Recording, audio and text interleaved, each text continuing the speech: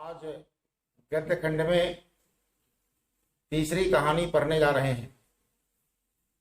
इसका शीर्षक है तुम कब जाओगे अतिथि। तुम कब जाओगे अतिथि। यह एक व्यंग रचना है। यदि पूछ दिया जाए कि कब जाओगे अतिथि गद्य की कौन सी विधा है, तो हमारा उत्तर होना चाहिए व्यंग रचना। इसके लेखक शरद जोशी जी हैं। शरद जोशी हरिशंकर परसाई की तरह एक लब्ध प्रतिष्ठित व्यंग्यकार माने जाते हैं। इस पाठ को पढ़ने से पहले हम लोग शरद जोशी का परिचय जान लें। तो शरद जोशी का जन्म मध्य प्रदेश के उज्जैन शहर में 21 मई 1931 को हुआ। शरद जोशी मध्य प्रदेश के उज्जैन शहर में 21 मई 1931 को जन्म लिए। इनका बचपन कई शहरों में बीता। कुछ समय तक यह सरकारी नौकरी में रहे। इसके बाद इन्होंने लेखन को आजीविका के रूप में अपना लिया। नौकरी करना ये अच्छा नहीं समझे।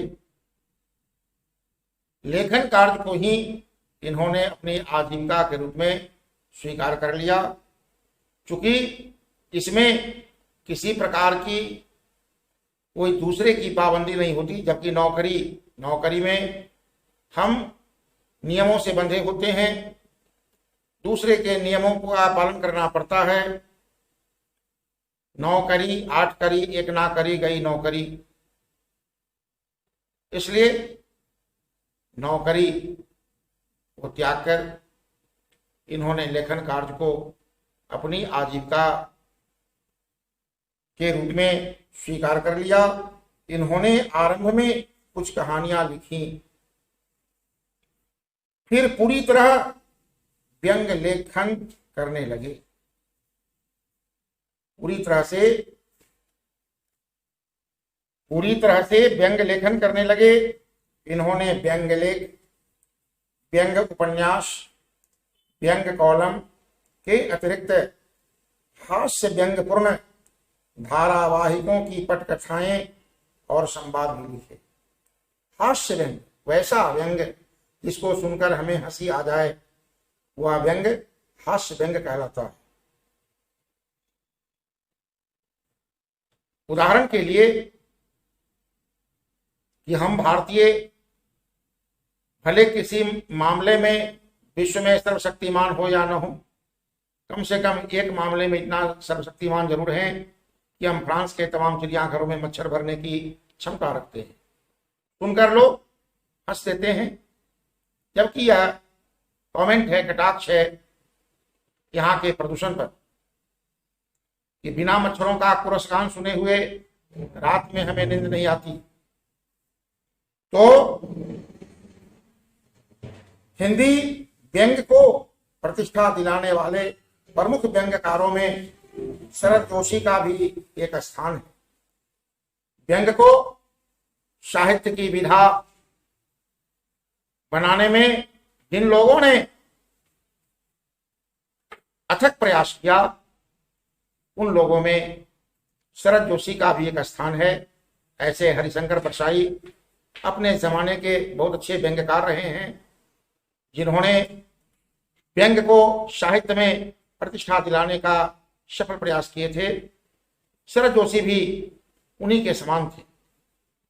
शरद जोशी की प्रमुख व्यंग्य कृतियां हैं परिक्रमा, किसी बहाने, जीप पर सवार इल्लियां, तिलस्म, रहा किनारे बैठ, दूसरी सतह, प्रतिदिन। ये सब इनकी व्यंग रचनाएं हैं। इनके 2 व्यंग नाटक भी हैं, अंधों का हाथी और एक था गधा। एक व्यंग उपन्यास भी इन्होंने लिखा। यदि आपको कहीं लाइब्रेरी में मिल जाए तो आप इसे पढ़ने का प्रयास करेंगे। बहुत ही मनोरंजक हास्य व्यंग है यह। उस उपन्यास का नाम है मैं केवल मैं उर्फ कमल मुख भी ये इनके उपन्यास का नाम है। शरद जोशी की भाषा अत्यंत सरल और सहज है, यानी बहुत सरल भाषा का प्रयोग किए हैं और ऐसी भाषा जो आसानी से हम समझ जाएं, वह भाषा सहज भाषा कहलाती है। मुहावरों और हास परिहास का हल्का स्पर्श देकर कुछ मुहावरों का भी समावेश किए हैं, कुछ हास परिहास का समावेश किए हैं। इसका समावेश करके इन्होंने अपनी रचनाओं को अधिक रोचक बनाया है। जैसे हम लोग दाल भात सब्जी, बचका, रायता सब कुछ खाते हैं, लेकिन उसमें थोड़ी सी चटनी हो जाती है तो जायका बदल जाता है। उसी तरह से पाठकों की जायका को बदलने के लिए इन्होंने हास परिहास का बड़ा सुंदर प्रयोग किया। धर्म, अध्यात्म, राजनीति, सामाजिक जीवन, व्यक्तिगत आचरण, कुछ भी शरद जोशी की पैनी नजर से बच नहीं सका। जीवन के हर क्षेत्र पर इन्होंने व्यंग्य प्रस्तुत किया है। इन्होंने अपनी व्यंग्य रचनाओं में समाज में पाई जाने वाली सभी विसंगतियों का बेबाक चित्रण किया। समाज में जो भी विसंगतियां हैं, चाहे वह ऊंच नीच की विसंगति हो, अमीर गरीब के बीच विसंगति हो, जाति के आधार पर विसंगति हो, धर्म के आधार पर विसंगति हो, तमाम विसंगतियों पर इन्होंने बेबाक चित्रण किया। अर्थात वैसा चित्रण जिसमें भय का समावेश तनिक भी न हो, उस चित्रण का नाम है बेबाक चित्रण। पाठक इस चित्रण को पढ़कर चकित भी होते हैं और बहुत कुछ सोचने के लिए विवश भी हो जाते हैं। प्यारे बच्चों, जिस पाठ को अभी हम लोग पढ़ने जा रहे हैं, इसका शीर्षक है तुम कब जाओगे अतिथि। तुम कब जाओगे के बाद आप देख रहे हैं अल्प विराम है, इसलिए जहां अल्प विराम होता है वहां एक बोलने में जितना टाइम लगता है उतना देर हमें रुकना चाहिए, तब उसमें रोचकता आती है। तुम कब जाओगे अतिथि, इस अंदाज में इसको बोलेंगे। इस पाठ में शरद जोशी ने ऐसे व्यक्तियों की खबर ली है जो अपने किसी परिचित या रिश्तेदार के घर बिना कोई पूर्व सूचना दिए चले आते हैं। आज तो मोबाइल का जमाना है, लोग पहले इंफॉर्मेशन देते हैं कि आज मैं आपके यहां आ रहा हूं, लेकिन आज के जमाने में भी बहुत ऐसे सज्जन मिलेंगे आपको जो बिना किसी सूचना के अपने सगे संबंधियों के यहाँ पहुंच जाते हैं और वहां जाने के बाद वो क्या करते हैं, आइए इसी का वर्णन है इस पाठ में। और फिर जाने का नाम नहीं लेते, पहुंच तो जाते हैं लेकिन वे जाने का नाम नहीं लेते। मेजबान स्वागत करते करते थक जाते हैं, उनका बटुआ ढीला हो जाता है, फिर भी ये अतिथि महोदय वहां से लौटने का नाम नहीं लेते। मेजबान को सोचना पड़ता है कि तुम कब जाओगे अतिथि। भले ही उनका टिके रहना मेजबान पर कितना भारी क्यों ना पड़े, लेकिन इसकी उन्हें कोई चिंता नहीं होती। उन्हें तो सुंदर सुंदर मिलता है, खाते हैं और मस्ती लेते हैं। प्यारे बच्चों, अच्छा अतिथि कौन होता है? एक प्रश्न उठता है कि अच्छा अतिथि कौन होता है? वह जो पहले से अपने आने की सूचना देकर आए और घंटा 2 घंटा रहे फिर वापस चला जाए, तो इसको कहते हैं अतिथि देवो भव।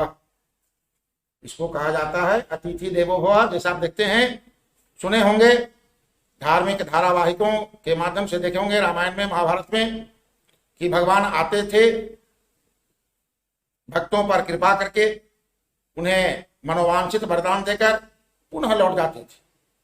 तो जो अच्छे अतिथि होते हैं वे किसी के यहाँ जाते हैं, घंटा 2 घंटा ठहरे, उतना ही देर में मेहमानबाजी कर लिए और फिर वापस चले आए। तो इसके लिए हमारे धर्मशास्त्रों में लिखा गया है अतिथि देवो भव।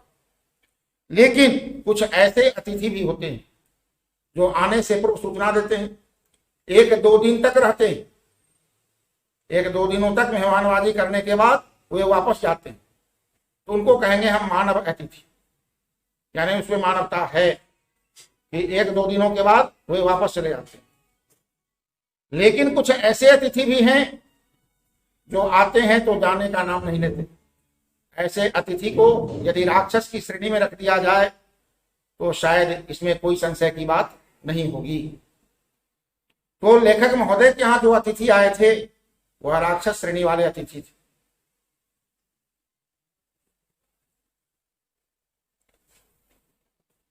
ध्यान दीजिए। तो इस पाठ में राक्षस श्रेणी वाले अतिथि की ही चर्चा है। अब हम लोग कहानी की शुरुआत करें। ये आपका लेखक परिचय था। शरद जोशी जी कहते हैं, दुर्भाग्य है कि वही मेजबान है। ये दूसरे की कहानी नहीं है, वे आप बीती सुना रहे हैं। कहते हैं कि आज तुम्हारे आगमन के चतुर्थ दिवस पर यह प्रश्न बार बार मन में घुमर रहा है कि तुम कब जाओगे अतिथि। यानी लेखक महोदय के यहाँ जो अतिथि आए हुए थे वे 4 दिन तक लगातार रह गए, जाने का नाम नहीं ले रहे थे। इसलिए शरद जोशी को विवश होकर मन ही मन यह प्रश्न करना पड़ा कि तुम कब जाओगे अतिथि। कहते हैं कि तुम जहां बैठे निसंकोच, बिना किसी संकोच के सिगरेट का धुआं फेंक रहे हो। वो अतिथि महोदय सिगरेट भी लेते थे। प्यारे बच्चों, सिगरेट का सेवन करना स्वास्थ्य के लिए हानिकारक है। तो उसके ठीक सामने एक कैलेंडर है, देख रहे हो ना। इसकी तारीखें अपनी सीमा में नम्रता से फरफराती रहती है। यानी कुछ ऐसे कैलेंडर होते हैं जिसमें डेट को हम लोग पर डे बदलते हैं। लेखक महोदय के पास उसी तरह का कैलेंडर था। वे पर डे अतिथि को दिखाकर, ताकि वह संकेत देते थे कि तुम्हारे जाने का समय हो गया, अब तुम मेरे यहां से चले जाओ। पर डे तारीख बदलते थे। लेकिन अतिथि महोदय जाने का नाम क्यों ले? वे देखते रह जाते थे, लेकिन सांकेतिक भाषा को समझ नहीं पाते थे। विगत 2 दिनों से मैं तुम्हें दिखाकर, लेखक महोदय कहते हैं, विगत 2 दिनों से मैं तुम्हें दिखाकर तारीखें बदल रहा। उस कैलेंडर की तारीख अतिथि महोदय को दिखा दिखाकर बदलते थे। तुम जानते हो, अगर तुम्हें हिसाब लगाना आता है तो यह चौथा दिन है। तुम्हारे सतत आतिथ्य का चौथा भारी दिन है। क्योंकि जब भी हमारे यहां कोई अतिथि आते हैं तो हमारा खर्च बढ़ जाता है। आर्थिक तंगी का शिकार मध्यम वर्गीय परिवार हो जाते हैं। लेखक का इशारा इसी ओर है। इस बात को अतिथि को समझना चाहिए, लेकिन बहुत ऐसे जिद्दी अतिथि होते हैं जो इस बात को समझ नहीं पाते। कहते हैं कि तुम्हारे जाने की कोई संभावना प्रतीत नहीं होती। अतिथि किसी प्रकार का कोई ऐसा आव भाव नहीं दिखा रहा था जिससे लेखक महोदय को लगे कि अभी जाने की स्थिति में आ गए हैं। लाखों मील लंबी यात्रा करने के बाद वे दोनों एस्ट्रोनॉट्स भी इतने समय चांद पर नहीं रुके थे। कहते हैं कि एस्ट्रोनॉट्स जो लाखों मील की यात्रा करने के बाद चांद तक पहुंचे थे, वे भी वहां इतने दिनों तक नहीं रुके जितने दिनों से तुम मेरे घर में हो, जितने समय तुम एक छोटी सी यात्रा कर मेरे घर आए हो, तुम अपने भारी चरण कमलों की छाप मेरी जमीन पर अंकित कर चुके। अब कम से कम चले जाओ। तुमने एक अंतरंग निजी संबंध मुझसे स्थापित कर लिया। जब भी कोई अतिथि आते हैं तो उससे हमारा एक आंतरिक संबंध स्थापित होता है। दिल की बात हम खोलकर कहते हैं, उनकी दिल की बात सुनते हैं, समझते हैं, तो आंतरिक संबंध स्थापित हो जाता है। तुमने मेरी आर्थिक सीमाओं की बैजनी चट्टान देख ली।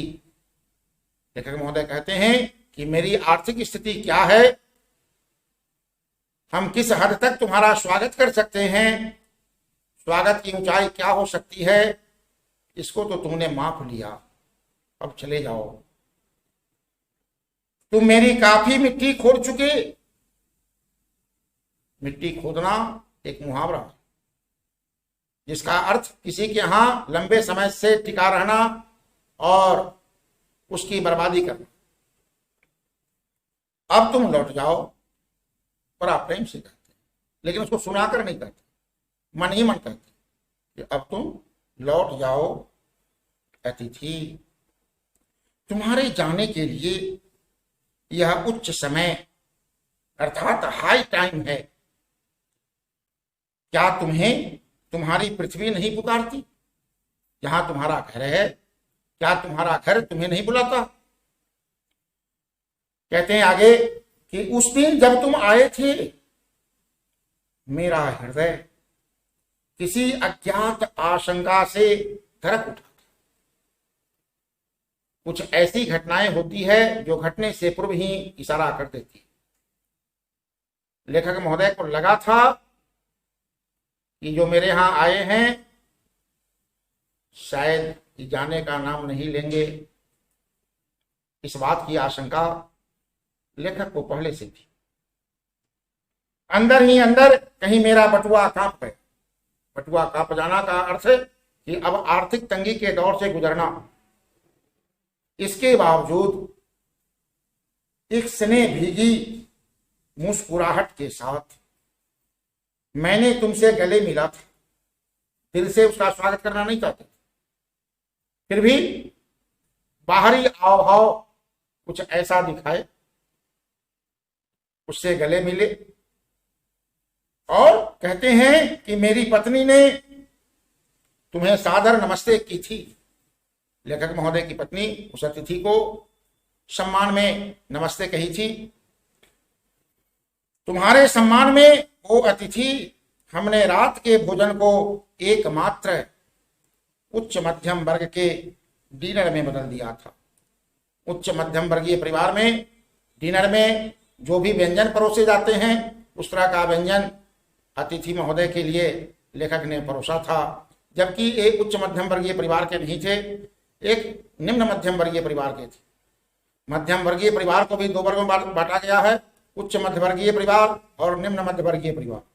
तो लेखक महोदय निम्न मध्यम वर्गीय परिवार के थे, फिर भी उन्होंने उच्च मध्यम वर्गीय परिवार की तरह डिनर परोसा।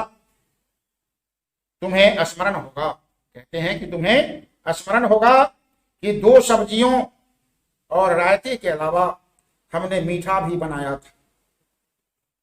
अतिथि के सम्मान में 2 तरह की सब्जियां थी, रायता और कुछ मिष्टान्न थे। इस सारे उत्साह और लगन के मूल में एक आशा थी कि दूसरे दिन किसी रेल में से एक शानदार मेहमानबाजी की छाप अपने हृदय में ले तुम चले जाओगे। लेखक इस विश्वास के साथ उनका शानदार स्वागत किया था रात में। हम तुमसे रुकने के लिए आग्रह करेंगे मगर तुम नहीं मानो। जैसे मेजबान मेहमान को बार बार आग्रह करते हैं कि क्या हुआ, एक दिन रुक जाइए, लेकिन अच्छे मेहमान मानते नहीं है। वे समझते हैं, वे अपने दिल से पराये दिल का हाल जानते हैं इसलिए किसी के यहाँ आवश्यकता से अधिक दिनों तक रुकना पसंद नहीं करते। लेखक महोदय भी इसी विश्वास के साथ कह रहे थे कि मैं तुमसे आग्रह करता कि तुम रुक जाओ, लेकिन तुम रुकने का नाम नहीं लेते और एक अच्छे अतिथि की तरह चले जाओगे, पर ऐसा नहीं हुआ। दूसरे दिन भी तुम अपनी अतिथि सुलभ मुस्कान लिए घर में ही बने रह गए, एक बार भी वो जाने का नाम नहीं लिया। लेखक बेचारे जो सोचे थे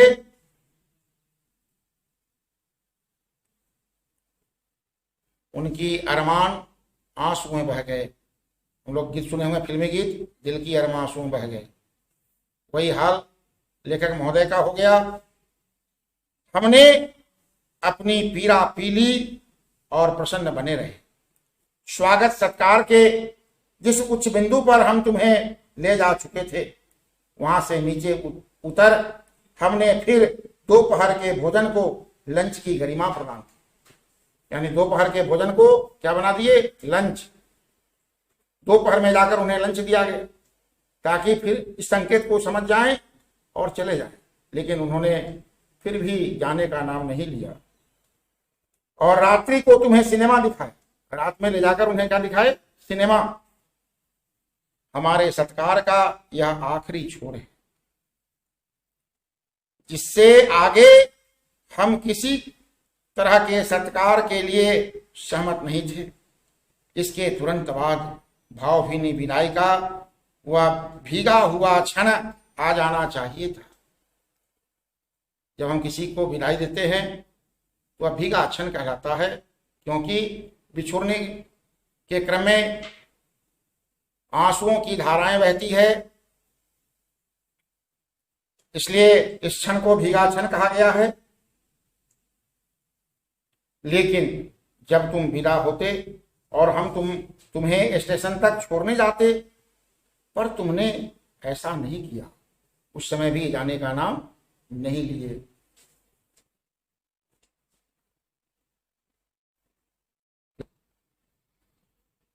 ये तो दूसरे दिन की बात हो गई। देखते हैं तीसरा दिन क्या होता है। तीसरे दिन की सुबह तुमने मुझसे कहा, मैं धोबी को कपड़ा देना चाहता हूं।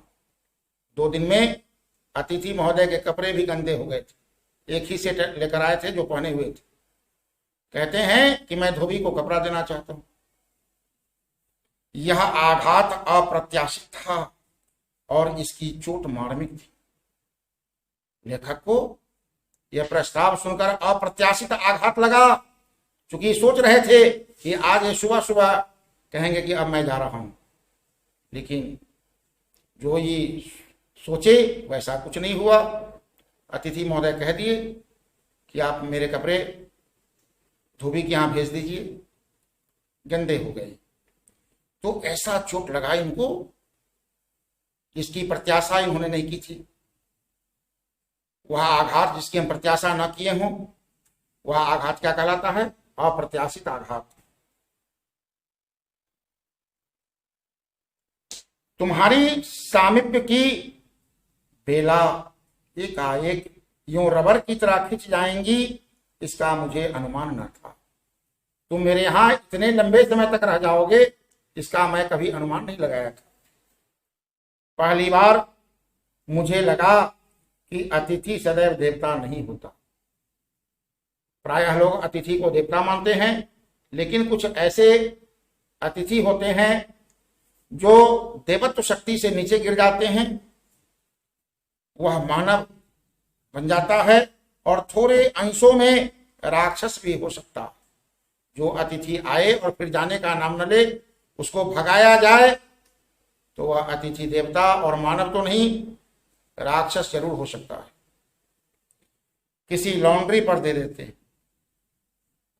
लेखक भी दिमाग लगाए कि धोबी के यहां देंगे तो 3-4 दिन लगा देगा, चलो किसी लॉन्ड्री में कपड़ा दे देते हैं, जल्दी धुल जाएंगे। क्योंकि बेचैन थी कि किसी तरह ही चले जाएं। मैंने कहा, लेखक महोदय कहते हैं कि मैंने कहा कि चलिए मैं आपके कपड़े को किसी लॉन्ड्री में दे देता हूं। मन ही मन एक विश्वास पल रहा था कि तुम्हें जल्दी जाना है। कहाँ है लॉन्ड्री? अतिथि महोदय पूछे कि कहाँ है लॉन्ड्री? लेखक कहते हैं कि चलो चलते हैं, तुम्हें देखा हुआ नहीं, मैं दिखा देता हूं। मैंने कहा और अपनी सहज बनियान पर औपचारिक कुर्ता डालने लगा। यानी लेखक महोदय घर में जो बनियान पहने हुए थे, बनियान कहते हैं गंजी को, उस पर औपचारिकता रूपी कुर्ता को क्या करने लगे? डालने लगे, यानी कुर्ता पहनने का दिखावा करने लगे। कहां जा रहे हैं? पत्नी ने पूछा। लेखक महोदय की पत्नी पूछी, जो ही वो कुर्ता पहनने लगे, कि कहां जा रहे हैं? इनके कपड़े लॉन्ड्री पर देने हैं। मैंने कहा अतिथि महोदय कपड़े कहां देने हैं? लॉन्ड्री पर देने हैं। मेरी पत्नी की आंखें एकाएक बड़ी बड़ी हो गई। प्यारे बच्चों, जान लो, जो ही पत्नी की आंखें बड़ी बड़ी होती है, प्राय पति डर जाते हैं और भींगी बिल्ली बन जाते हैं। लेखक महोदय भी बेचारे पत्नी का कुपभाजन होना नहीं चाहते थे, इसलिए भींगी बिल्ली बन गए।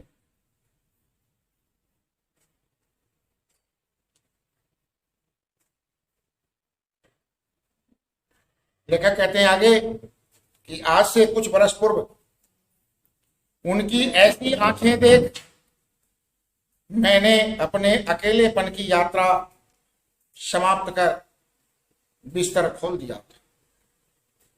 बेचारे लेखक महोदय आप बीती सुनाते हैं, एक बार ये अकेले यात्रा पर जा रहे थे। जो ही ये अपना लगेज ठीक किए, पत्नी देखी, करक कर पूछती है, कहां जा रहे हैं? तो यात्रा पर। जो ही वह बड़ी बड़ी आंख दिखाई, डर के मारे बेचारे बिस्तर खोल दिए। पत्नी प्रीत बहुत से लोग हुआ करते हैं, लेखक महोदय भी पत्नी प्रीत हैं। पर अब जब वे ही आंखें बड़ी होती है तो मन छोटा होने लगता। यूं ही पत्नी की आंखें बड़ी होती है, लेखक का मन छोटा होने लगता है। वे इस आशंका और भय से बरी हुई थी कि अतिथि अधिक दिनों तक ठहरेगा, क्योंकि जब किसी के यहाँ कोई अतिथि अधिक दिन तक ठहर जाते हैं तो न केवल गृह स्वामी परेशान होते हैं, बल्कि गृह स्वामिनी को भी परेशान होना पड़ता है, क्योंकि तरह तरह का व्यंजन वही बनाती है। अधिक बनाने के कारण वो जल्दी आग बबूला हो जाती है। इसलिए लेखक को लगा कि मेरी श्रीमती जी की क्रोधाग्नि प्रबल हो रही है, अब कोई उपाय नहीं है। प्यारे बच्चों, इस कहानी का अगला अंश फिर अगले वीडियो में मैं पढ़ाऊंगा। आप इसे